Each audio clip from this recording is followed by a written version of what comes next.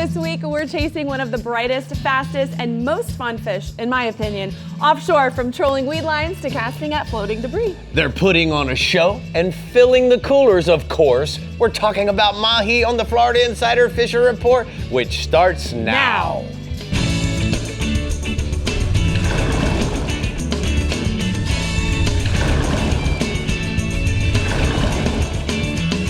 Welcome to the Florida Insider Fishing Report, presented by Yamaha. Welcome to the Florida Insider Fishing Report for the best show of all time. Why? Well, not only do we have a special guest joining us today from Taco Marine, but also because we're talking about my favorite species of all time for an hour and a half. Can you believe it? I'm so excited. Obviously, we're here with my crew, caught a bunch of Mahi offshore. It's just, I love it because any age can do it. I mean, it's fun for everybody. The colors. Yes. You're trolling. You're constantly looking for birds and debris and weed lines. It's just, there's Leo. He caught his first Mahi. It was just so much fun for everybody. I love a good Mahi trip. And you know what I'd like to add to that is that everybody always remembers their first Mahi. Yes. They always do. It's just that kind of impactful fish. It's so fun. And then when you get in a big group of them, everyone's screaming and, trying to find a spinning reel. It's just crazy, but then it's so fun. You keep them in the water, then they all come around. It's just, you never know what's going to happen. Cockpit chaos. Cockpit chaos. I love it. That needs to go on a t-shirt. Okay. Before we see what region my Mahi catching obsession begins in, let's say hi to Dave Farrell at the CCA Workbench. Dave? I'm sitting here trying to remember my first one.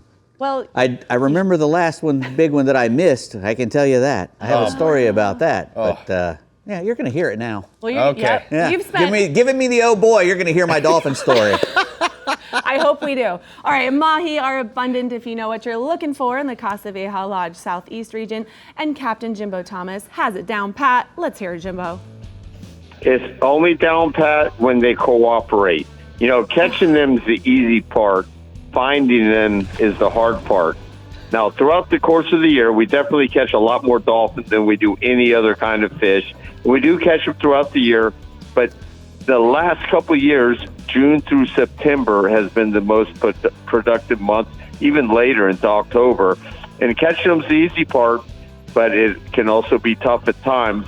Now, our greatest dolphin fishing tool is a good pair of binoculars, and you want to have a pair of compass in those binoculars, and you want to look for bird activity or floating debris on calm days. And you can spot those birds typically at a mile or so away on a good day, and then the floating debris on calm days from quite a ways as well. Now, aboard the flyer, we like to troll at a couple small to medium dolphin lures at like 7 to 8 knots. So we're kind of fast trolling while we're looking for signs of life. And then once we do locate a fishy area or spot some fish, then we will slow down, put some trolling lures out, some rig ballyhoos, or cast small live baits out. And when we do find the fish, the small live baits or cut baits on 20-pound pin spinning outfits. Then in the last few days, there's been a few dolphin around. I wouldn't say that they're running, but the fish have been that we have been finding have been anywhere from 300 to 1,200 feet of water under birds and scatter sargassum and anything floating. Now, a little closer to shore, there's nighttime mangrove snapper bite has really been kicking off. The mangroves, which have been anywhere from 2 to 4 pounds, they're being found on the outside reef in 40 to 80 feet of water, and they typically start to bite just after dark. You want to look for hard bottom with sea fans on the outside edge of the reef and fish with a knocker rig. You want to use just enough weight to hold bottom.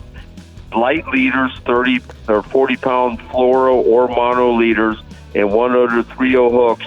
Best baits have been ballyhoo plugs and cup bonita. And if you got any lights on your boat, there's a good chance that the pilchers and goggle heads are going to show up. You can catch those on a sabiki and put those back out for bait as well. The Party Boat Reward out of Miami Marina, they've been doing some night trips and finding mangrove snappers along with a mix of yellowtail and muttons on the reef off Government Cut. And they recommend not to put out any ground chum this will spread out the fish and also attract a lot of bait stealers and sharks. But the only drawback is there have been a lot of sharks eating these mangroves that they're hooking up.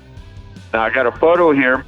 This is a really nice sized Biscayne Bay mangrove snapper caught with Captain Greg Hutchinson in the bay, not out on the reef. Nice. Now, offshore, we still have plenty of tarpon in and around the inlets and also around the bridges and dock lights. Best fishing has been at night. There's also been good amounts of tarpon along the beaches adjacent to the inlets. Now, off the beaches, they've been eating live crabs, also pilchards, herrings, and mullet. If the water's real clear, which it has been in the last few days, you want to scale down to some lighter leaders possibly to be a little more stealthy. And don't be afraid to go down to some smaller circle hooks and light fluorocarbon leaders as light as 30-pound tests to get your bites. Now, around the bridges, live and artificial baits, you want to fish them along the shadow lines on the outgoing tide. These same fish that are around the bridges at night, they've been moving out to some of the deeper holes in the bays. As the sun comes up, they can also be caught on the live baits, crabs being one of the best of them. You want to fish those early in the morning and even throughout the day into the evening. Now, there's also been some really good permit fishing on the flats on the south end of the bay. Look on both the inside and outside flats from Soldier's Key south to Angelfish Creek for both cruising and tailing permit. Best fishing is going to be on the hard bottom flats with good moving water. So you want to have some bait activity that's going to attract those permits. Both incoming and outgoing tide have been good. A small live crab placed in their path, that's going to get you a bite. Or you can try placing a crab pattern fly, and hopefully that gets you a bite. And you want to wait for the sun to come up to get some prime visibility. Or if there's overcast conditions, try working over the light-colored bottom. And most of these permit have been in the 6 to 12-pound range. Got another photo here. This is Zach Salyers with the nice permit that he caught on a live crab off Elliott Key. All right, thank you so much, Jimbo. We're going to go ahead and get to the ACR Southeast hotspots. Jimbo says that fish live crabs for permit inshore and bonefish on the outside flats of Biscayne Bay, and then offshore. Look for the dolphin offshore under birds, scattered weeds, and any floating debris. You know, we had the celebration of life today for David Salazar, and it sounded like to me, Jimbo was there, Dave and I were there, sounded like to me that Jimbo really celebrated. I think so too. He was mushmouth. As he should. Of course he should. As he should. Good for you, Jimbo. Yeah. Wish I was with you there. All right, if you're on the hunt for dolphin in the Central East region, you might want to listen to Captain Jim Ross on where they could be at this point. Where did our dinner go, Jim?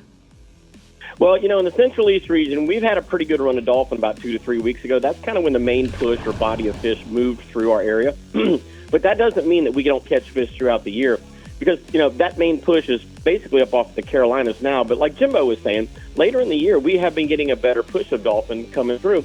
And so guys here in the Central East region, it's not as compressed as it is down south. You got to search more, and searching with baits not in the waters where I'm going with this. Look for those birds, find temperature breaks, look for floating debris, or things like rips associated with the western edge of the Gulf Stream. Those features, those structures, if you will, are where you're going to find the majority of the dolphin at this time of the year and going forward throughout the rest of the year. Now, the guys that are running across to the other side of the Gulf Stream that are looking for yellowfin and blackfin tuna, they are still getting some of those fish. And like Jimbo was saying, you know, out in that 1,200, 1,500 feet of water, it's kind of surprising that we do get quite a few dolphin at this time of the year out there. But we're still chasing them with small skirted or chin-weighted ballyhoo, just like you would on the eastern side of the western side of the stream. And that's what's going to be your best bet. Most of our dolphin aren't big. Most of them are less than 20 pounds. So a small skirted ballyhoo or just a small hooked skirt that's bubbling through the water oftentimes is really all you need until you find a group of them around that debris, around that rip, and then you can pitch out some pitch baits if you need to. Now, as far as skirts go, blue and white and pink and white are probably two of the best. And that's, you know, whenever I was doing that type of fishing, I always had a blue and white and pink and white in the spread. And normally, most days, they would outperform just about everything else. Now, we've had some cooler water here in the Central East region. We've had cold water upwellings, cool water upwellings, and what that's done is it's really kind of kicked the cobia back in. Our spring run typically happens around March or April, but we've got this secondary run right now, but it's not one that you can pinpoint. You just have to be in the right place at the right time. Now, the 40 to 80 foot depths are where you're going to find most of them. So if you're looking for places to actually go check, look for wrecks and reefs and find the ones that have bait stacks on them. One day you might find a bait stack on a particular wreck. The next day it might be completely gone because that cooler water kind of pushed through. So you check out your bottom machine, run from spot to spot. Once you find some bait stacks, you're probably going to find those cobia. Now, the other way is because of that cooler water, it's got manta rays pushing around and feeding in the near coastal waters inside of about the 5 to 8 mile mark. So as you're running out to the deeper waters, make sure you keep your eyes peeled. Because if you see a scum line or a little rip or a slick or a seam in the water, oftentimes this is going to be the place where you're going to find those manta rays, and then you're going to find those cobia that are following it. Now, most of the time the cobia are 30 to 40 inches, so please net these fish because most of them are just under that legal 36-inch fork limit. But I've got a picture here, one that's pretty nice, and as a matter of fact, Captain David Glasser sent me this picture of our good buddy Rich with a nice cobia that he got off of a manta ray here on a recent trip. All right, let's go inshore, bub. Swinging inshore, the snook, the summertime bite is really good right now. Our big snook are all gathered around the coast, around the inlets, in the troughs, and all the rocky structures along the beaches. So anglers that are looking for snook can find them near Bonsteel Park, Melbourne Beach, Canova Beach, all the way up through Satellite Beach, actually. The incoming tide is typically better than the outgoing tide on most days. And in the past, I've done really good from the beach, throwing an assassin 4 to 6 inch sea shad, rigged on a 3/8 to 1/2 ounce jig head. So you don't need to have a boat to go catch these fish. But if you're fishing from a boat, a little bit heavier, maybe a 1/2 ounce, maybe 3/4 ounce to get over that shore break and get it to the sand or as close to the sand as possible, then work it back off the sand. You're normally going to get the thump right in the first part of the trough. Most of our snook are running 30 to 40 inches, and I've got a nice picture of one here that was this is a inlet snook that we took the other day, and that's a typical size fish you're going to be catching right now. They're out of season, but they're almost all of them are overslot. And then my last species is redfish. And so when you're checking for these snook, these redfish are grouping up in the same places the snook are right now. And I found a couple of different places along the shoreline between the port and the tip of Cape Canaveral that I'm finding good schools of redfish. But you can do this all up and down the beach. Anywhere where you see live menhaden, finger mullet, or even the full-size silver mullet, or pilchards on top, right outside the break, you can probably find some redfish around them. Once again, an Assassin Pro Elite jig head with a swim bait of some kind of Assassin swim bait is normally a really good way to go about doing it. And if you find one redfish, you're probably in a group of about 10 or 12. And here's another picture. This is just one of 8 that this young angler caught with me the other day when we were running up the beach towards the tip of the Cape. All right, bud. Looking forward to spending some time with you here in July. Appreciate it. And we're going to go ahead and look at the Rodan Marine Systems hotspots from the Central East region. Jimmy says inshore beach troughs and rocky areas between Satellite Beach and Melbourne Beach for snook and redfish. Use this Assassin Artemis shad or a lip diving plug that imitates a mullet or a pilchard. And then if you want to go offshore, guys, lane snappers on the reef, 75 to 140 feet of water offshore in Ponce Inlet. Use cut sardines or squid on a chicken rig for fish up to 4 pounds. That's a big lane snapper, a 4 pounder. Yeah, it is. Good eats. Good eats. All right, speaking of good eats, there are many ways to get Mahi on board. So you got to let go so I can go say hi to Dave. Oh. So we're hearing from She's leaving Dave me. at the CCA workbench for rigs and techniques. Dave, I go pink, Okay. but he says they eat everything. They do. Okay, well, I guess we'll have to hear more Pink, about that blue when and we come white. back. I like blue and white and pink and green. Okay, well, they get the pink for purple. me. Purple works good. Nothing, no, just pink. All right, and then we're Black checking and in red. with the Black Oak LEDs captain, Ridge Murphy, on how the conchs are catching them. We'll be right back. I'm sure they're eating pink too. They are. The Florida Insider Fishing Report is brought to you by Yamaha. Reliability starts here. Fenwick. Feel everything. ACR. Less search, more rescue. Scientific Anglers. Failure is not an option. Penn. Let the battle begin. Berkeley Prospect Chrome, and Daiquiri Deck, food, drinks, friends. Man, I'm going to tell you, this place is not only smelling fishy, but it's looking fishy. Yeah, man. Here at the CCA Workbench. A Dave, lot of my favorite stuff up here. I'll be honest with you. This is your right out of the closet, baby. I love it. I love it. All So right, what do you got? We're talking about dolphin, and everybody loves to catch them. They're great to eat.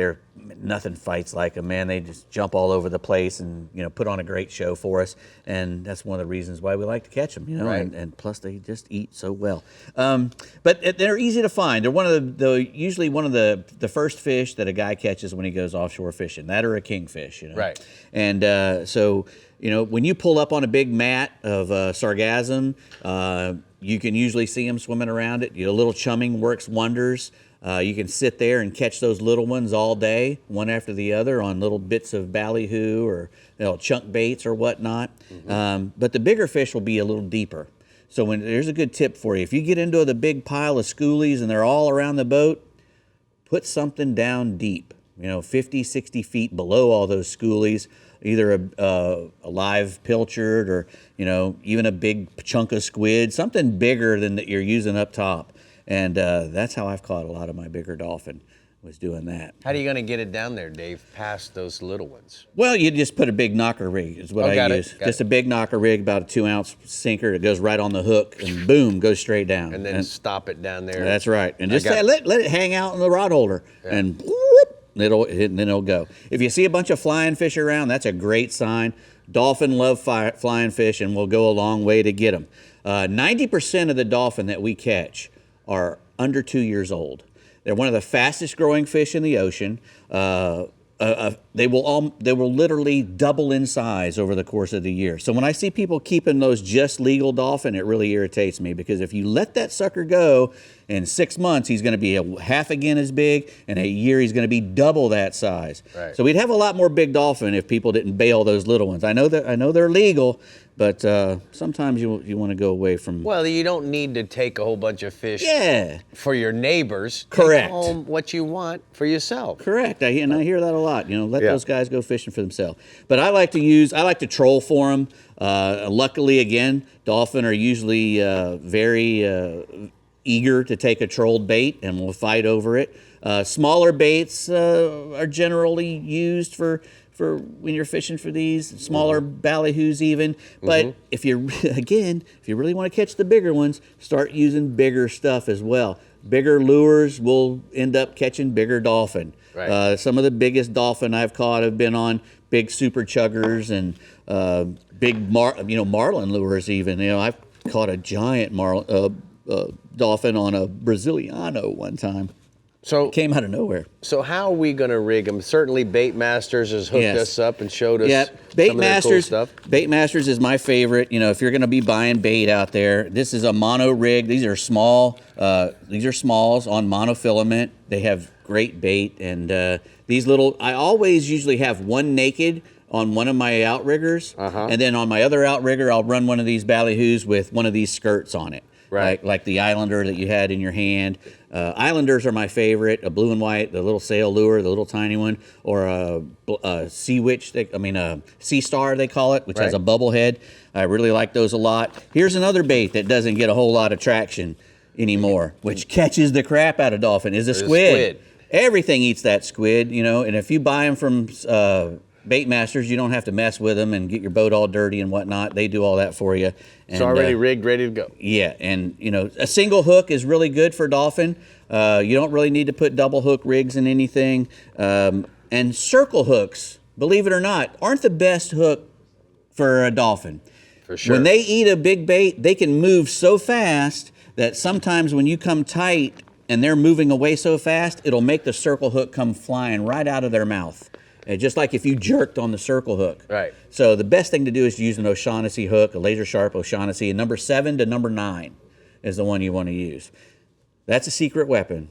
That's another thing in your hand there. This is a split tail mullet. A split tail mullet. That does have a double hook in it, but that's just in case a wahoo comes. But that's also a dolphin killer. I put a black and red sea witch on that and put it on a planer or a big trolling weight so that I can get it down. again, the bigger ones that I've caught have been on either down deep on a planer or a trolling weight. And the biggest one I've caught out of Cape Canaveral was about a 56 pounder on a blue and white Islander.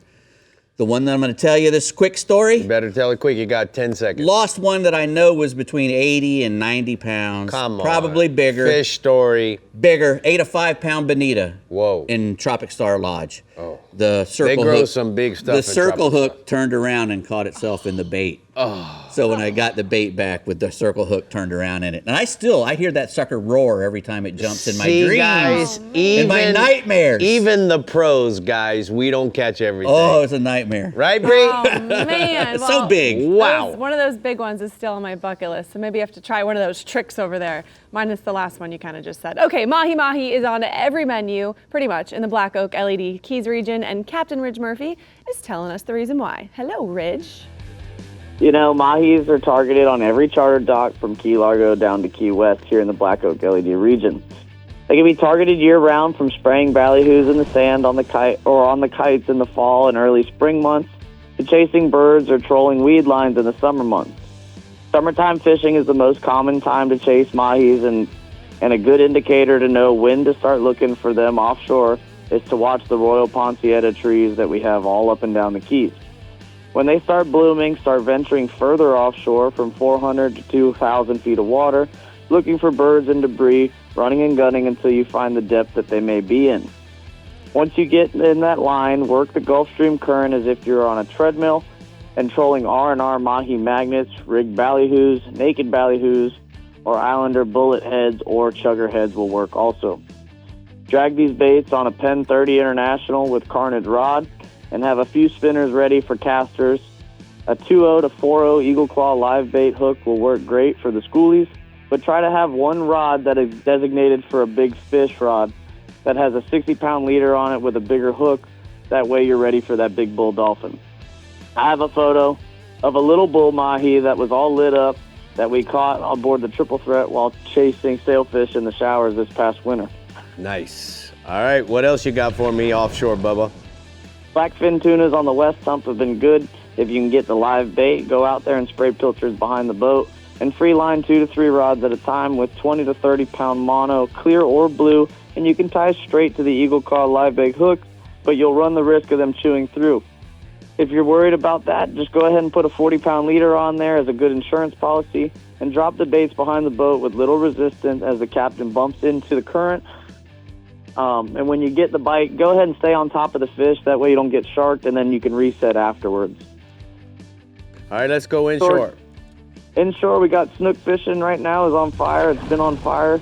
Photo, in the Islamorada, in the backcountry of Islamorada and Key Largo, but more so on the flamingo side. From blind fish in the ditches and the edges of the flats, on the low water, fish of the beaches with a Bass Assassin 5-inch jerkbait and 3/8 to 1/2 ounce jig head. And this past week, the color did not matter. The Bass Assassin bags were all over the boat. You're going to trolling motor or pole along the shorelines, bouncing the bait back, and be ready for the tug. Look for schools of ladyfish busting on the glass minnows, and the fish the outer edges of those schools of ladyfish. The snooks will be around them. I have a photo of Mike and Carl Criscola with a pair of Florida-based snooks that we caught on Monday, and one fish was caught on a Bass Assassin 4-inch sea shad and electric shiner, and the other one was caught on a 1/4 ounce Johnson silver spoon. All right, one to go, bub. Along with the snooks mixed in, we have a bunch of fat sea trout. If you work your Bass Assassin jerkbait a little bit slower, sink down past the ladyfish and past the snooks, we seem to be catching quite a few sea trout as a bycatch. Make sure to keep the jerkbait pushed up past the barb on the jig head because the pesky ladyfish will pull your tail out and it'll mess up your presentation. Bump, bump, pause, and really use the Berkeley braided line for what it's meant to do, is feeling that jig head drag the bottom. All right, Ridge, so I got a question for you. How was your fishing today? I know you're fishing with Mark Weeks today. You're fly fishing. What'd you catch? Yeah, man, the tarpon fishing's been okay in the morning. We were fly fishing for tarpon, finishing out our season. Got a couple more weeks, and so we've been doing that. And the first thing in the morning, it seems like it's been okay. We ended up catching a nice, 60-pounder on fly, and then the weather moved in and kind of pushed us around, and we grinded it out, got a couple more shots. But that's what we've been doing for the last couple of days early in the morning. All right, I'll see you a little while after the show. Gonna come by and pick up the skeeter because I'm going fishing tomorrow. But thank you so much for your report. And it's time to take a look at the scientific angler hotspots from the Florida Keys region. Inshore, snook fishing on the coastline and in the trenches on the flats. Throw bass, sass, 5-inch jerkbait, and a 3/8 to half-ounce colored jig head. And then offshore, the Mahi out in 750 to 1,100 feet of water. Look for the birds and debris, throwing live cigar minnows or pieces of squid on a spinning rod with an eagle claw live bait hook. I like that he's talking about that spoon. What else do you like? Does it look familiar? It looks very familiar. Familiar? And dropping him past the ladyfish, that also sounded very familiar You as caught well. 60 snook the other day, you and Jack Trout. and Claire. I mean, trout on this little baby right here. Unsnook. And redfish. The new and flamingo. Flamingo. flash. It worked. That thing worked. All right, did. let's dive on in and see what tournaments are going on in the Florida Please. Keys. First, Rick, in this fun Tarpon on Fly tournament, the team with the most releases of tarpon, 4 foot or longer, wins trophies and bragging rights. Will the 2024 champions, captains Rick and Ridge Murphy, return to reclaim their title? No. Okay, and next, celebrating its 44th year, the Key West Marlin Tournament features $50,000 in cash prizes in the Marlin Division and more in the Funfish Division as part of the annual Hemingway Days celebration in Key West. Registration is open for up to 75 boats. Then, Keys bartenders and restaurant employees compete for summer bragging rights in the Lively Bartenders Dolphin Tournament August 18th in Layton. And finally, teams fish around the clock in Key Largo from Friday night, September 26th through Sunday afternoon, September 28th to win coveted trophies for trout, snook, and redfish in the Take Stock in Children Backcountry Tournament. For more information on Keys tournaments, go to flakeys.com. Nope. It's on the 4th of July, and I just, I didn't want to be can't. on the water with all the people. And then more importantly, we got fireworks, and Mama Murphy, she wants her time with Daddy. Okay, I didn't ask for an explanation, but thank you so much. She's We a- all know it's a no. All right, you want to win some extra cash this summer? Yeah, I do. Please. Be the first to catch a CCA Florida Star tagged Dolphin, and you could win $10,000 cash or scholarship in the Tigers, Outriggers, and Gear tagged Dolphin division. Over 20 Mahi, or Dolphin as we call them, were released in the lower Florida Keys sporting green star tags. Be a member of CCA and registered in the competition before you catch the fish and win. It's not only tag dolphin that win either. Catch any dolphin or offshore species and enter it in the Ingle Cooler Offshore Division presented by AFCO to win a 250 Yamaha or one of the other amazing prizes. Remember, any saltwater fish caught anywhere in the state of Florida can be entered in the star competition with your shot at winning a share of $500,000 in prizes and scholarships. Just go get registered today at ccaflstar.com. You have nothing to lose. Am I right? Absolutely. Nothing. The Alto Equipment East Region is giving us some grocery shopping tips when we come back. And then Captain Tommy Derringer in the Northeast region has some late season tips for us. So get your binos ready and we'll be right back. The Florida Insider Fishing Report is brought to you by Power Pole, Total Boat Control, Berkeley, Your Fish, Our Science, Bahio, Blue Light Blocking, Radically Clear Polarized Fishing Sunglasses, Guy Harvey, every purchase helps support the health of our oceans and marine life. Penn, let the battle begin. Kubota, together we do more. And Heroes on the Water, paddle, fish, heal. You know, Bree, it's so important to make sure you have good lively baits when you're out fishing. Yep. And guess what? The hooker pumps will keep everything alive. So let's check it out. Let's check it out.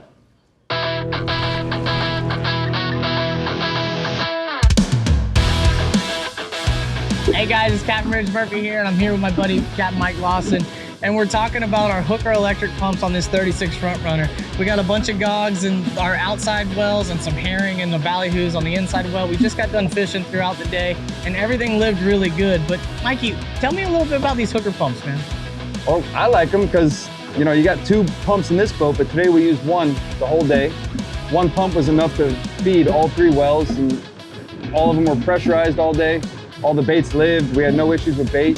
Also, you got a rheostat knob to turn up the flow per pump. So what Mikey's saying in here, guys, is we have a box that Hooker makes that's inside here in the build, but it goes to a rheostat system, and Hooker really took their time in making this.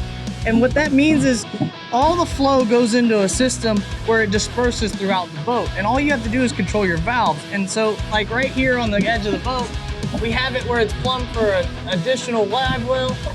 And then we have the 3 wells that we also run. But if you ever guys need any information on these Hooker pumps, go to hookerpumps.com or contact Tristan. She'll take care of you guys.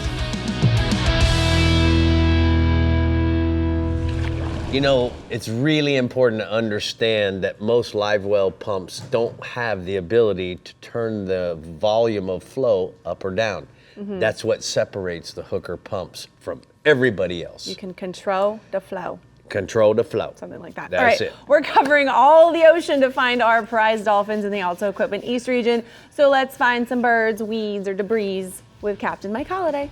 Hi, Holliday. Hey guys, we typically get some great action in the Alta Equipment East region, but for the last 2 years, the dolphin fishing has been kind of a bit inconsistent. It's a big ocean. This time of year, you want to cover as much water as possible, and you want to look for solid starting point, like a rip, an edge, a weed line, diving birds, something that looks good, and begin there. And then work that area for 15 or 20 minutes. If you don't get a bite, move on, look for something else that looks good. Don't just blindly pull it in areas that don't look great. You can run and gun, looking for birds or floating debris. And a good point here, this is a really good time of year to carry some binoculars. And then as you're running along, stop every mile or so, and then look around for something floating or something that would be good signs of where you might find a fish, a color change or a good edge. You can control rig ballyhoo or mullet. I like the pink or green skirts on them. You can slow troll live baits. But that kind of limits the amount of water you can cover. The better strategy is to pull feathers or a feather and strip combination so you can move fast and cover a lot of water. And then if you hook a fish, you can pitch baits out to any of the other fish that come in when you're reeling it in. You can also run and gun till you find something that looks good. Stop, pitch out baits in that area and see if you can luck out. Average dolphin in my region this time of year is going to be 5 to 15 pounds. And I have a photo from Captain Chris Britton, Port St. Lucie. They had a nice mixed bag of dolphin and tuna from Push Button Hill the other day. And those fish ate live sardines. The other bites we got going, the most consistent blue water bite has been the sailfish bite, and anywhere from 90 to 150 feet of water, really throughout the region, but it's been a hot spot has sort of been off Hope Sound. The fish are really spread out over a large area. In fact, I know Butch Constable, he caught one on fly on the beach this past weekend in like 10 feet of water when he was tarpon fishing. There's even been a few caught out in 400 feet of water out there on Push Button Hill. You want to look for the offshore bait schools on the reefs and wrecks. The fish are going to be around the food. They don't get very far from the food. Target the sails with troll ballyhoo or mullet, or by slow trolling thread fins, pilchards, or sardines. The boats that are really catching the most fish are the ones that are targeting them by putting up kites and power drifting down the reef lines and around the areas that are holding bait. Average sailfish is pretty big this time of year, 30 to 50 pounds. I got a photo of Ty Bouchard of Fort Myers. He caught his first sailfish. He got that fish in 135 feet of water off of Hope Sound. That fish ate a live redfin. You mentioned Butch tarpon fishing. How is the tarpon fishing in your region, Mike? You know, it's prime time for tarpon fishing on the beaches, in the inlets, and in the rivers. But the beach bite's been a little bit inconsistent, yet the inlet bite has been outstanding, particularly in the evenings and after dark when that boat traffic's at a minimum and the fish are more relaxed.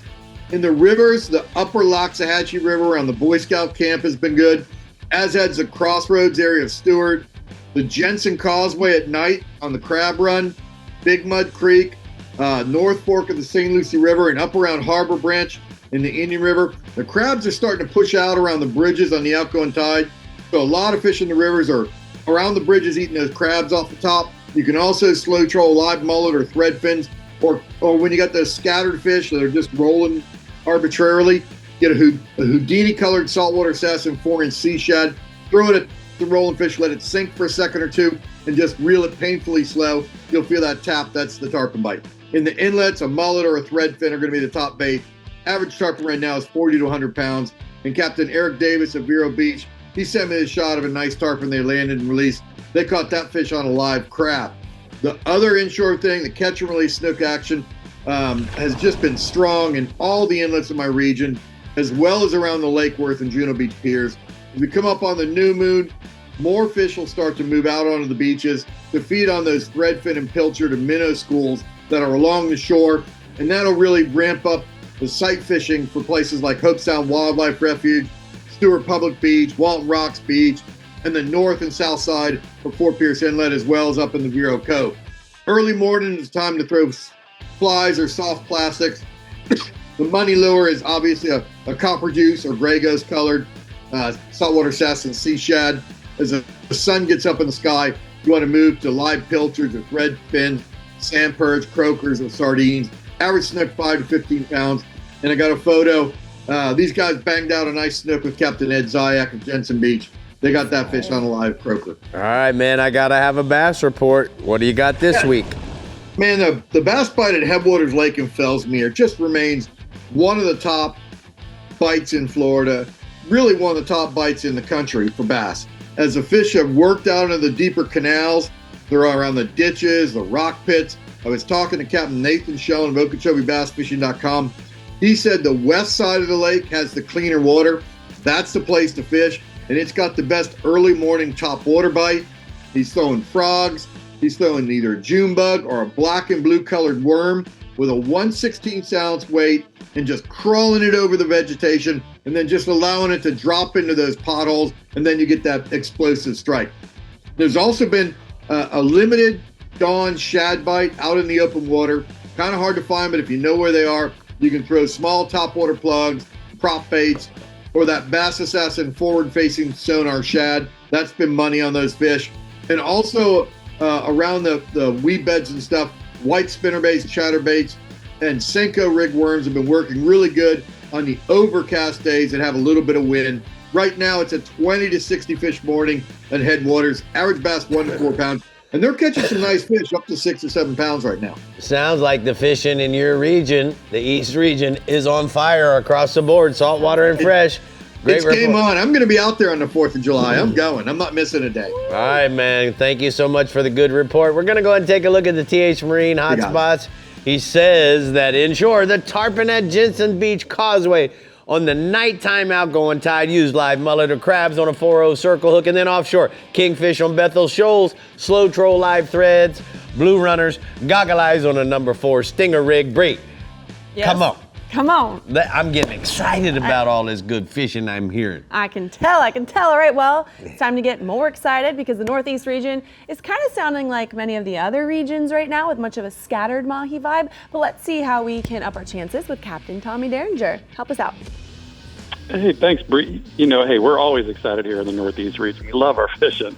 And we do have an awesome dolphin fishery here.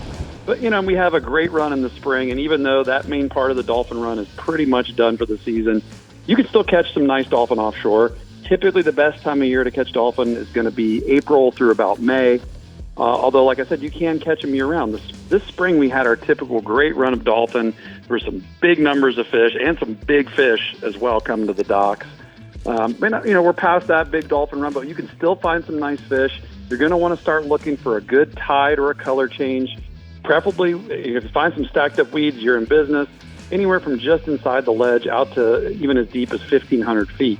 Now, as we get into the summer months that we're in now, the dolphin will sometimes move inside a little bit, even near shore along some of the wrecks and reefs. We don't get to have the ledge right there or the Gulf Stream a few miles out like some of the other guys do. But it's nice when they come in. There's even some decent ones caught inside of 15 miles on our reefs throughout the summer. I spoke to Captain Evan Sanders. He tells me he's been on a consistent dolphin bite just north of Ponce Inlet. He's in about 250 to 350 feet. Now, Evan said that he's mainly looking for temperature breaks, and then he's fishing that 78 to 80 degree water side.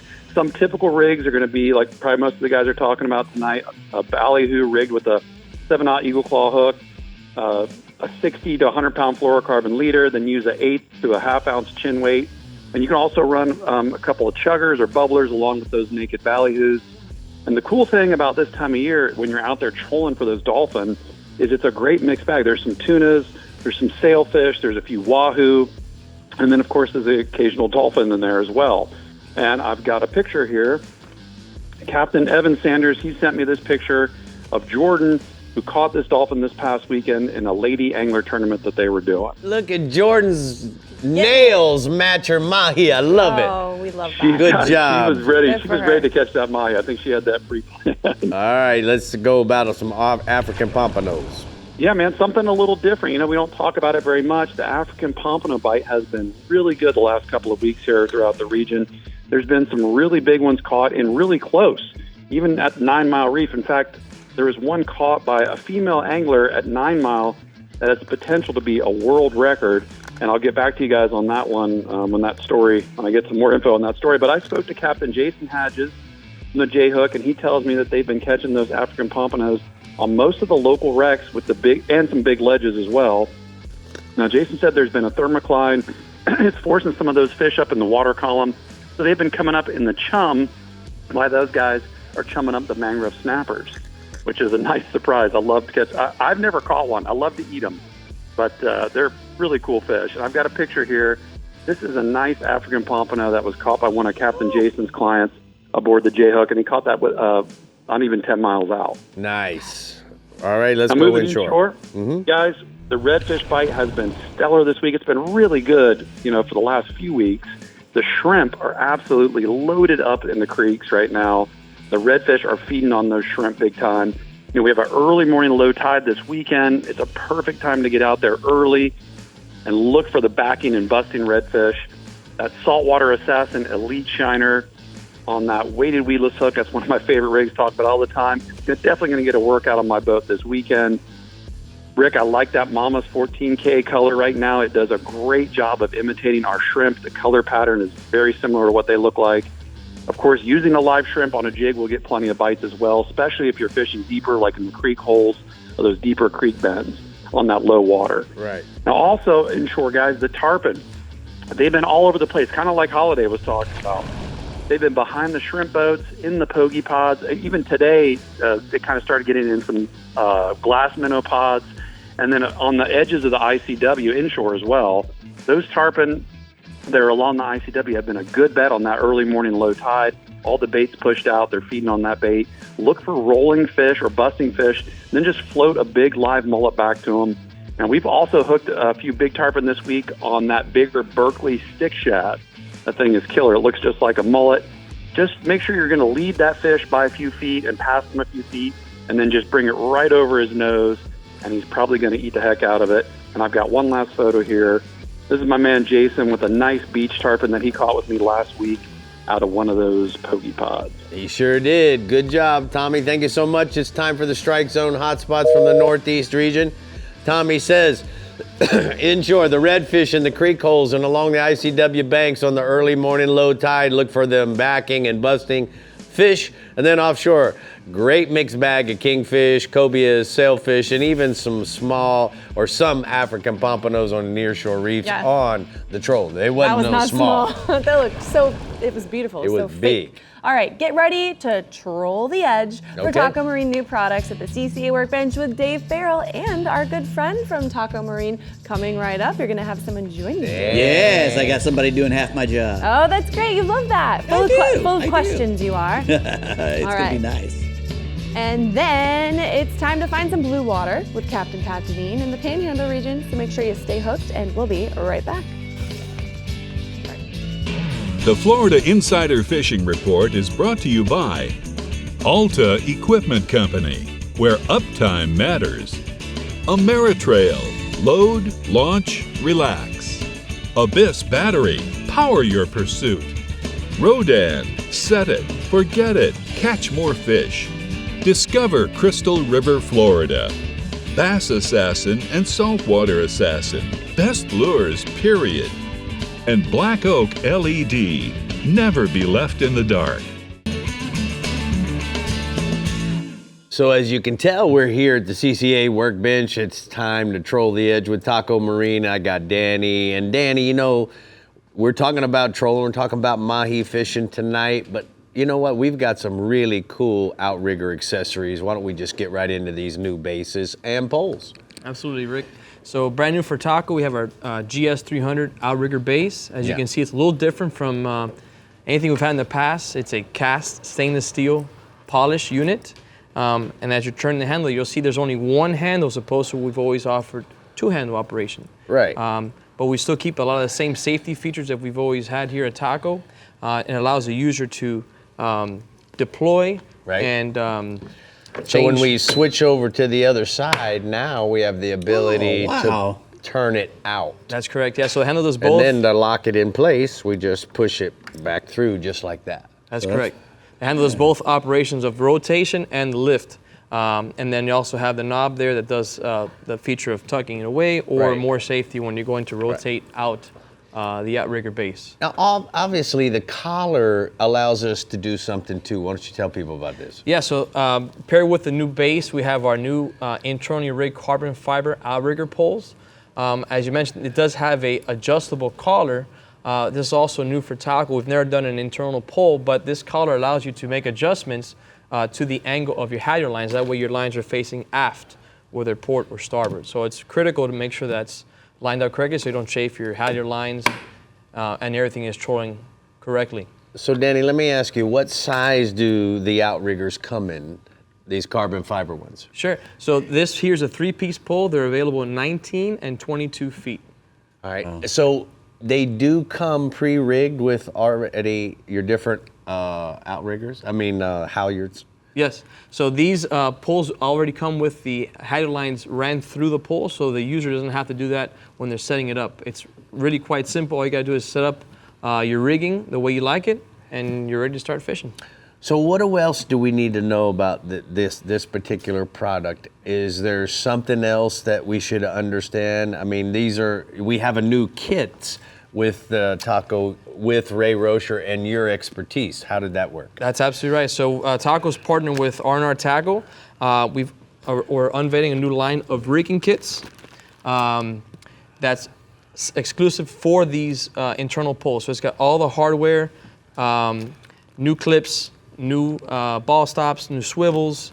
It's got Ray's R2 clips on the tournament series, so this is also available now to go with this setup right here. And you know, I appreciate you bringing this to our attention. We're gonna have more on this and a new products in a couple of weeks. I appreciate that. You did a great job there, Chief. Thank you. Where do we go to find out more information about these outriggers or any Taco Marine products? Absolutely, it's tacomarine.com. It's the best place. Anything you need from us. All right, bud. You did a wonderful job. Thank you so much. So, Dave, what else are we going to have tonight on our new products? Well, we've got a lot of stuff. We got a lot of cool stuff here. First off, we're going to start over here with the Penn. We got a Penn Squall lever drag reel, which, we were talking a lot about Dolphin today. This is a perfect setup for a Dolphin. That 40 is a 2-speed. It's basically a Graphite International, that Squall. Right. The Penn International is the big gold ones that you're used to. This has all the same kind of internal stuff, your drag, your 2-speed action, all the same stuff, except it's in that graphite, which makes it a lot lighter, which is a big deal for me. I always told people, when they asked me what size reel to get, I'd say, get the smallest one you can do your job with. Right. Because you end up fighting the reel a lot of times. And a lot of times the guys would get a big 50 International, and you really don't need to fight that big old gold reel. It's a little bit heavier when you could go down, especially when you're catching a lot of fish that don't require 80 pounds of drag or whatnot. This one has 32 pounds of drag. It comes in a 16, a 30, and a 50, and they're all really light and corrosion resistant, which are really great for dolphin or every big game fish that you're going to be coming across offshore. Scientific Anglers got a new launch pad? Correct. That's a new launch pad they have. It's made out of silicone. Windy days make it really hard for guys throwing a fly rod when they're putting all that line on the deck. It's like trying to corral a bunch of kids in the back seat, because all this stuff is just going on, especially with the wind. This is a UV-resistant silicone and UV-resistant plastic grommets that you can mount it with. It's 37 by 16 inches. These 2.5-inch spikes on the front corral the line and keep it on the deck, and these little cones keep the fly line from tangling up. It certainly does. And this thing sticks to the deck really well. So, go to scientificanglers.com if you're a fly fisherman. And what I noticed, Dave, is we now have some color options to match our deck. There you go. Gray or blue. What else you got? Real quick, we got some Bahio sunglasses, the Chelum, fashionable and fishable, medium size, medium wrap, suits a wide variety of faces. These are kind of cool looking. Grippy contact points on the nose and the temples. 3 new colors. This is the brand new red, yellow sky matte, they call it. Right. They have a dark blue and a tort rose turtle gloss. 100% UV. And blue light. And blue light. Removing 95%. blue light. Correct. And the best warranty on the business, That's if I right. don't say BahioSunglasses.com. Very good. To get those. I All right, like Bree. those. They're kind of looking like Those are motor mouth. my nail choice of color this couple weeks. Yeah, they Yeah, they got that sunset. All right, let's head up on into the Panhandle region with Captain Pat Deneen. We're catching a dolphin, or at least a decent one. Takes a little more planning, depth, color change, and fuel. Go for it, Pat.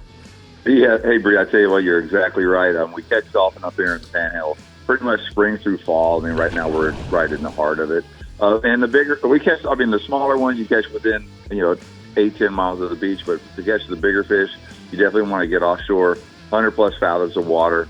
And like all pelagic fishing, it's all about location. You want to find areas where there's going to be some grass line and some blue water and some floats. So satellite information like rip charts or roffers is pretty priceless for finding those areas of potential rips, but also networking with friends that are getting it out there on a regular basis. We're trolling smaller lures and ballyhoo baits. I like to keep some spinning rods ready with either some jigs or just some live bait hooks on a 40, 50-pound leader, and just throw naked ballyhoos or cut baits if you really find a good floating something that has a lot of dolphins on them. Currently, the areas from the Fads 5 through 8 and eastward towards the Squiggles, it has some pretty good blended blue water. I don't think you're going to find any really super blue water in that area, but there is some blended blue, and you might find some good dolphin fishing. But all the other areas around the spur are pretty green. You want to get out to the southwest towards the Blind Faith rig, and you're going to definitely find some nice, pretty blue water, where it may even be pushed up against some river-type water. So that's ideal conditions for dolphin fishing. Staying offshore, the king mackerel bite continues to provide, some really good action and to making anglers happy. The bite is best early in the morning, using cigar minnows and herrings for bait on a stinger rig, fishing around some form of structure, some big natural area, bottom areas, like the Broken Bottom southeast of Destin. And while you're running around out there, especially on calm days, if you see a pot of bait up on the surface, especially herrings or cigar minnows, chances are there's some structure there, maybe some midwater structure. Holding those baits, those are prime places to find the king mackerels.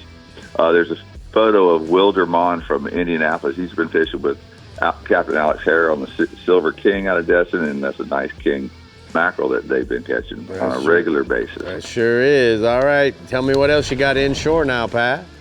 Rick, moving inshore, the coastal mixed bag is off the chain right now. Basically, bluefish, ladyfish, Spanish mackerel. They're all up in the gully throughout the whole Panhandle and even out onto that second sandbar, basically between the beaches, the first bar and the outer bar. There is some Juneweed that's moved in lately, so you want to find some clear water areas. And then fish with jigs and spoons. I like to use those single hook lures and actively work them, make them swim erratic and fast. But those single hooks are a lot easier for the de-hooking versus treble hooking. 40-pound bite tippet, minimizes chafing and cutoffs, but that's been a lot of good fun action, and you're going to go home with some Spanish for supper. And there's a photo I sent in from the same areas of these coastal mixed bag. The tarpon fishing has been good this week. We've been putting in authority reels. Those pin authority reels are really nice, Rick. I appreciate them. You're welcome, been a bud. rod through the paces, man. It looks like you're putting the bend in the tip of that son of a gun right there. Yeah, now. I know, but it survived, I tell you. Atta boy, I like to hear that. Tell me about the speckled trouts. All right, man. The nighttime speckled trout fish has been off the chain. The new moon's got some really dark nights, so you want to find some lights with some depth and some current. Lights on some points, with some moving water. Live shrimp, small minnows are the way to go with a light leader, maybe a 10-pound or 12-pound fluorocarbon, and a small wire hook that lets your bait have some freedom and movement. Garners and Cinco Bayous and Full On Beach have lots of good residential lights, and they've been really good lately. All right, thank you so much. We're going to go ahead and take a look at the heroes on the water, Panhandle, hotspots. Pat says inshore triple tail on the buoys and the markers and the floats in Apalachicola. Get on the water early before that afternoon sea breeze and thunderstorms kick in, guys. And then offshore, the red snappers and red grouper fishing on the natural bottom along the southwest edge using live baits and strip baits is going to work for the groupers. Okay, Floridians, if you're dreaming of blue water and big game, then Who is listen it? up. Right, Rick? That's right. That we're talking about the actual 44th annual Key West Marlin Tournament. Bree, guess what? It's July 23rd through the 26th during the heart of the legendary Key West Hemingway Days in Key West, Florida. Well, last year's tournament reeled in a whopping $268,000 in cash payouts from the Marlin and Fun Fish divisions. Wow, that's a lot of do-re-mi, man. So bring your crew, bring your family to Key West. It's certainly calling us. Get all the details and lock in your spot now at keywestmarlin.com. Let's do it. Let's do it. All right, the StarTron Central West region has a few dolphin finding tips and then some for you. And then our captain in the Phillips and Jordan Southwest region has our weekend punch list ready to go. So get those spinners ready. But you know what? We'll be right back. All right.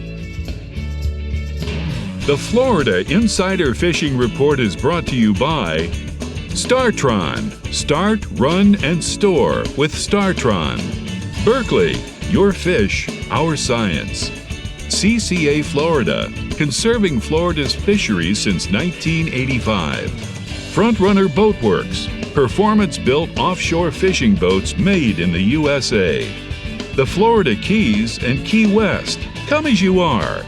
Murphy's Law Sport Fishing. Book your trip today at murphyslawsportfishing.com. And Strike Zone Fishing. Welcome back, everyone. The key to finding dolphin in the StarTron Central West region starts with timing and ends with a little luck and some tacos if Captain Jeff Page has anything to say about it. What's up, Jeff? That's right. I like your style there. And, you know, we don't have the Mahi bite that they have down in the Keys or up the East Coast. But during the summer months, like right now through August, September, it's not uncommon while you're out bottom fishing, a deeper water too, that you might find a color change of the water, you might find a weed line, or you may even see some fish up on top feeding. That's why it's always good to have a flat line ready. And if you come across them, you can troll down the weed line, or better yet, you could have a live well full of pilchards and fire them out there and get them going on top, and then just, you know, keep feeding them free line bait. I have a photo tonight of Captain Randy Powell down in Venice, Florida, just south of Sarasota, with a nice Mahi he got with a client. Staying offshore, red snapper bite. Remember, it's open for 2 months this season instead of just one, and so we're right in the middle of it, and guys are having no trouble getting their limit. But the key, Bree and Rick, has been 150 feet on out. In other words, the shallower water areas aren't holding the good fish. Is that the water temperature? I'm not sure, but the marking of the bait over the hard bottom areas is key, and a live well full of pinfish and pilchards is second important. Guys, Tim Noe out of Sarasota and Gulf Coast Ventures has been doing real well limiting it out on his snapper trips, as well as the Flying Hawaiian Kaylin O'Layer down out of Stump Pass. And my photo tonight is of a big crew with Captain Tim Noe. Wow. Everybody.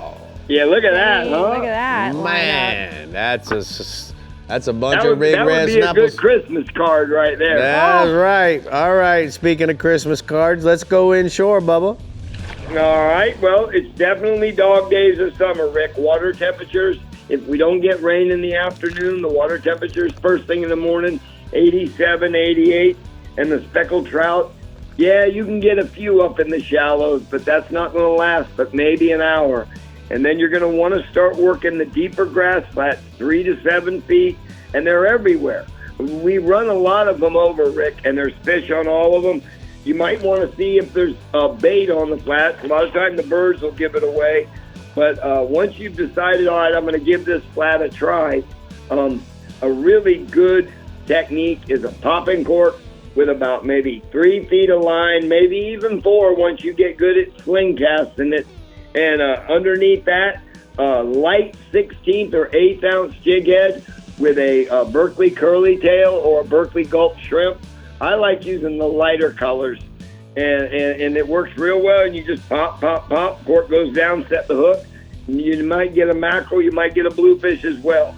My trout photo tonight is of a good one with Captain Will Osborne out of Cortez, Florida. That is a big Johnny trout right there, bud. All right, one to go. What do you got? Look, and we're, with a lot of the fish still having to spawn, I'm sure some did in June. We've got that moon coming up in July, so the fish are stacked up in the passes. All of them, from Boca Grande Pass all the way up to Egmont. Pretty much every pass is holding snook. Now, they're not all going to be in the same location. The water's really clear. You can see the fish, and you can work them. I say if you want to hook a big snook, afternoon outgoing tide, big pinfish, big grunts on big 40-pound test monofilament leader tackle, and you'll get you a big one. Let those fish go with the tide free line. And I'll have a report next week from the Big Art Memorial Snook Tournament with all the winners and pictures maybe. And then my last photo tonight is as a happy angler with Captain Brian Marcy of Breakwater Charters with a nice Gulf of Mexico snook. All right, bud. Thank you so much. Good report. We're going to go ahead and take a look at the daiquiri deck hotspots from the Central West region. He says inshore, tarpon along the beaches, and in the entire region, live pinfish and sardine or live thread fins under a cork has been the best bait. Single fish are available for you fly fishermen on the sandbars between Big Pass and New Pass in Sarasota. And guess what? Offshore, mangrove snappers, the bite over the ledges in the hard bottom at 120 to 150 feet of water off of Venice south to Stump Pass, live pinfish or pilchards are going to be your best bait. Can you say snapper any other way? No, I don't. It's like I struggle with the word every word. Ambulance. Yep, I'd say that's a struggle. Okay, headed a little further south into the Phillips and Jordan Southwest region. Captain Ron Houston is amping up the grocery list. So tell us what else we're catching alongside our estranged Dorado catch, Ronnie. I need an ambulance. Ambulance. Well, it's a pleasure representing the Phillips and Jordan Southwest region. So what I want to do is I want to combine the theme species dolphin, actually while making long runs out to the red snapper grounds right now. So they're not typically targeted in the Southwest region, but it can happen. Keeping your eyes open while you're making those long runs out to 150 feet.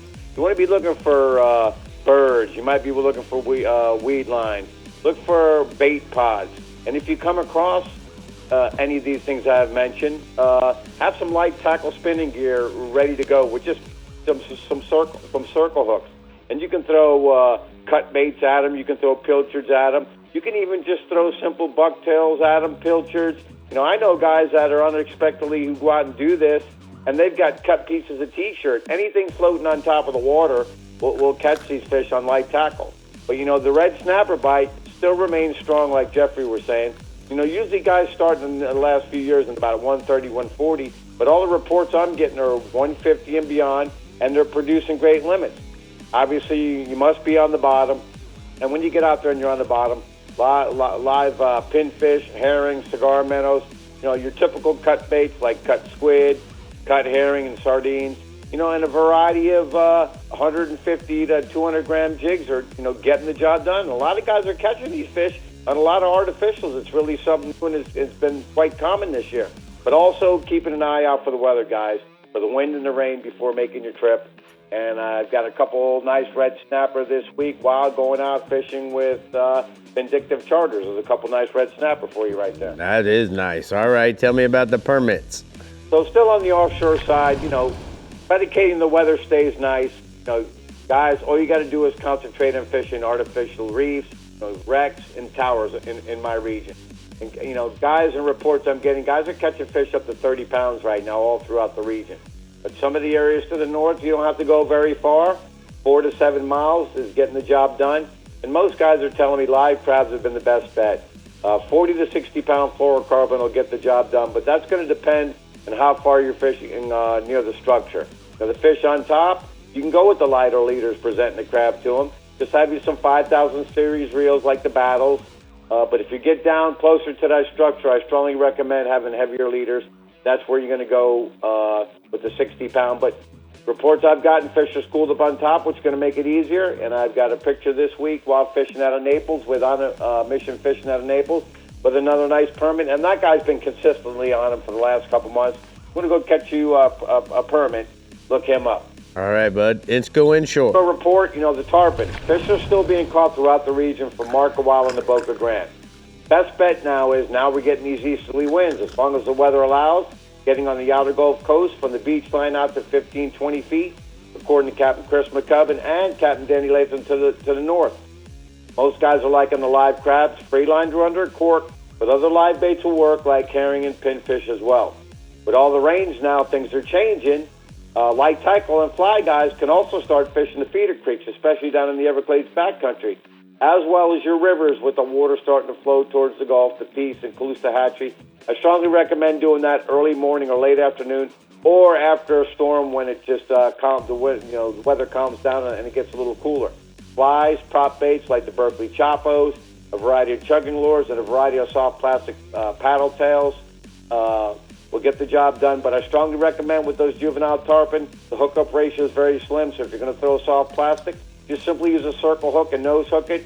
Your hookup ratio is going to be a lot better. And I got a nice release this week with Captain Chris McCubbin fishing out of Naples, so that bite's still been consistent. Nice. The last species is going to be the snook. Now is the time in the region probably to try to get your personal best. Snook fishing the beaches and passes, like Jeffrey said, from Markawala and the Boca Grande. Your higher tides along the beaches have been best. Passes along those areas is looking for rock, rubble on the bottom, or areas where you might have some type of an eddy. But the bridge spans and especially the fender spans are also holding bigger fish. Now, Markawala into the Everglades for numbers, outer Gulf points and passes. Also concentrate on blowdowns, especially at the high tides. And the baits that have been working are live pinfish, live herring, and pilchards. Chumming helps with the pilchards, getting them fired up. But if you like the artificials, like you want to use big swim baits, walk the dog lures. I love the Berkeley J Walker 120. But you can also use the Berkeley Jukes and stick shads. I strongly recommend matching the hatch, filter in color, or simply using 3/4 ounce gold and silver spoons to get some bigger fish. I got a nice picture this week of a nice snook release while fishing with Captain Chris Broom out of Goodland. So weather's looking good for the weekend, and we got these easterly winds. Get out inshore and offshore, catch you some fish. Thank you so much, Ronnie. We're going to go ahead and take a look at the hot spots from the Phillips and Jordan Southwest region. Inshore, trout, Pine Island Sound to York Island to Rocky Channel, 2 to 5 feet of water. Looking for the birds in the bait schools to find those trout. Offshore, red groupers, Marcos to Fort Myers Beach, 85 to 105 feet of water using cut bait, live baits, and bucktails with some squid tipped. All right, if you're cruising around Florida, do it with a cause and rock the Conserve Florida's Fisheries license plates. Your $25 goes straight to supporting clean water, restoring habitats, protecting marine life, and teaching folks about our coastal environment. So make sure you get yours at your local DMV or online at redfishtag.com. But we're seeing what this last weekend of June is bringing us in the Northwest region with none other than the man, Captain Jeff Hageman. So keep trolling and we'll be right back. The Florida Insider Fishing Report is brought to you by Yamaha. Reliability starts here. Casa Vieja Lodge, 5-star angling in beautiful Guatemala. Fenwick, feel everything. Phillips and Jordan, building critical infrastructure that matters. Castaway Coffee, one taste and you'll be hooked. Sportsman's Adventures with Captain Rick Murphy, fishing for adventure. Berkeley Pro Spec Chrome. And Taco Marine, master the catch. Today's Power Pole tip of the week is about the Power Pole Pro Series. Now guys, if you have a technical poling skiff, this is the shallow water anchor that you're gonna wanna look for. The reason why is because it's very lightweight and designed specifically for those technical poling skiffs. So if you have a Maverick HPXS with a carbon fiber, your weight is everything. Now, the Pro Series comes in a 4-foot, 6-foot, and 8-foot models. And the thing that I love about them is, depending on the model, they're only 13 to 17 pounds, We also have ported it to give it actually less weight as well, but make sure you understand that we have a very quiet pump that comes with it, so you still have that strong traditional hold when it comes to the bottom. Remember this about the Power Pole Pro Series is it's been specifically designed for technical poling skiffs and for fishing around spooky fish. So if you have any questions about any power poles, go to powerpole.com, and that's today's Power Pole Tip of the Week. You know, Power Pole makes a shallow water anchor for all different sized boats. So don't think that your boat should be exempt. You should have one, because it certainly allows you to control what your boat does. You know what? I love this apparel Starbright? Starbright's just put some really good things together, right? Thank you. You look good too. It looks nice. All right. If we're catching Mahi in the Northwest region with Captain Jeff Hageman, we're covering some ground and looking for anything that holds baits. Hello, Jeff. How you doing? Dolphin can be found throughout my region. You're going to have to make a run to get them, though. Most are caught in the summer months. 90-plus feet now is where you're going to find most of our schoolies. Keep a lookout for weed lines, birds, bait, floating flotsam, what everybody's been talking about so far during the show. Like I said, most fish in less than 100 feet of water are going to be those smaller chickens. To find those bigger ones, you're going to have to get out a little deeper and get out to the shelf, and that's where you're going to find those big ones. Trolling pink and white, blue and white, green and yellow, soft heads or jet heads works really good with or without value. While fishing offshore, I like to keep a light little spinner rigged with a 1/4 ounce bucktail, just in case those schoolies swim up behind the boat when you're out there catching groupers and snappers and all that other stuff. And speaking of snapper, Big Nasty Charters out of St. Pete reports the red snapper bite's been really good right now. Some great red snapper in 160 to 180 over hard bottom ledges and any kind of bait stacks. 8 ounces of lead, 5/0 trocar circle hook, 60 to 80 pound fluorocarbon leader. And live bait's also been working good, as well as squid and sardines. And those butterfly jigs are still catching them as well. And I got a photo here from Captain Rod of a nice ARS.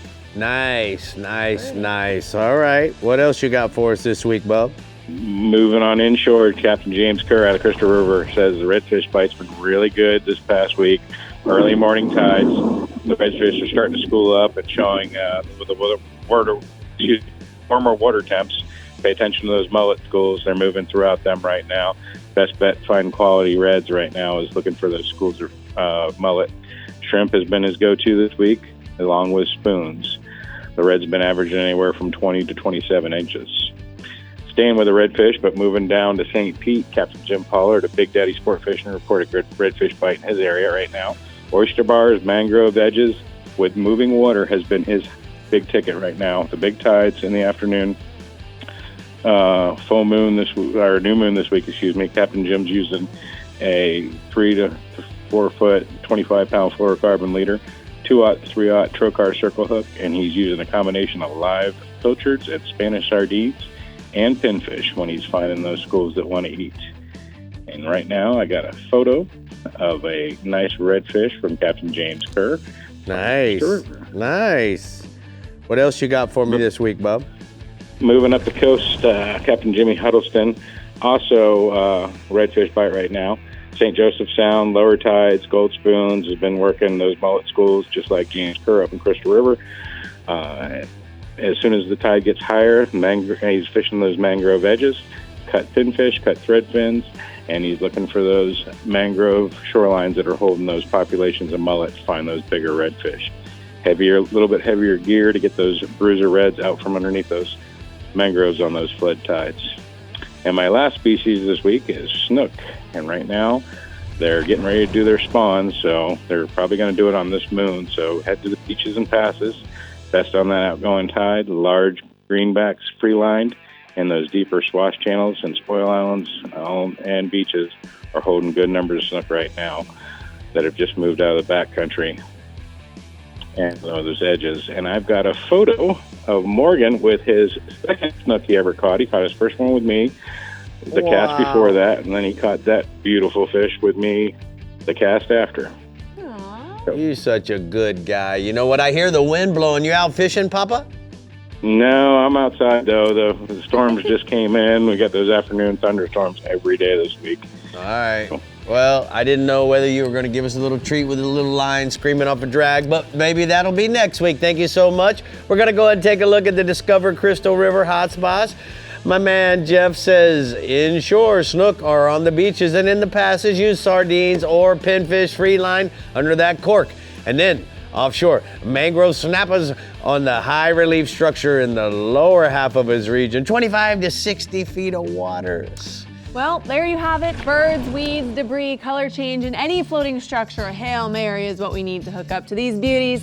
But stay hooked to find out what's on deck for next week, and we'll be right back. What do you got? What are you going to do? You got a secret? My, next week we are talking mangrove.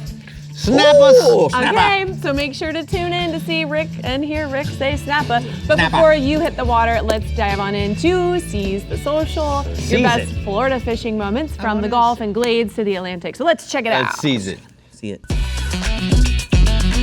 I love it. Okay, what do we got? We got a little man on the wire. Whoa. I was gonna say. Whoa, man come on, on, dude, roll. Are you kidding me? Was that Ridge? No. The whole movie. Hold on. Dang. He's Ridge's size, but that's not Ridge. Listen, that dude Good was man. probably 8 years old, man. telling Why you. aren't he doing it perfect? Nice little double wrap. Hey, it was taught by someone real Hang good, that's on. for sure. Yeah. He's doing it right. All right, remember, if you saw a fishing reel you'd like to share and be featured on Seize the Social, just scan the QR code and drop them in our DMs. But thanks for joining us on our Mahi trip. That was so fun. Go out Your and catch them. favorite. Gotta love a Mahi. Get those binos, find the weeds, and we'll see you next week right here. Night, night, guys. Adios. We'll see you.